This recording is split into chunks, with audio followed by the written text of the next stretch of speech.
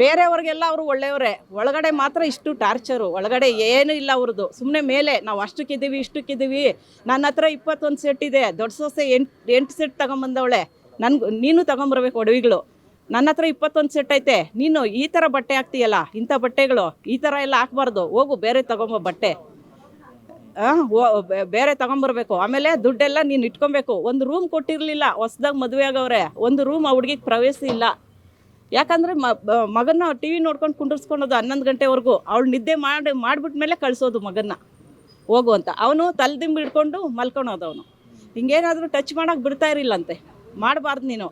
ಇದನ್ನೆಲ್ಲ ಸ್ವತಃ ಗಾನವಿ ಅವರು ಹೇಳ್ಕೊಂಡಿದ್ರ? ಅವಾಗ ಹೇಳಿದ್ದು ನೈಟು ಸಿಂಗಾಪುರ್ಗೆ ಹೋಗ್ಬೇಕಲ್ಲ, ಅವಾಗ ಹೇಳಿದ್ದಾಳೆ.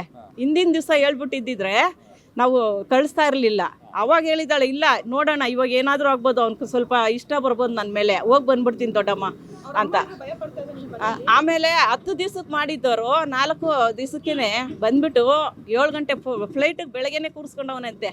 ಆಮೇಲೆ ನಿನ್ಗೇನು ಬೇಕು ಏನೋ ಮೊಬೈಲು ನೋಡಬಾರ್ದು ಅವಳು, ನಿನ್ಗೇನು ನಾನು ಕರೆನ್ಸಿ ಹಾಕ್ಸ್ಬೇಕು ಅಂದ್ಬಿಟ್ಟು ಅವ್ನು ನೋಡ್ಕೊಂಡು ಕುತ್ಕೊಳೋದು ಮೊಬೈಲು.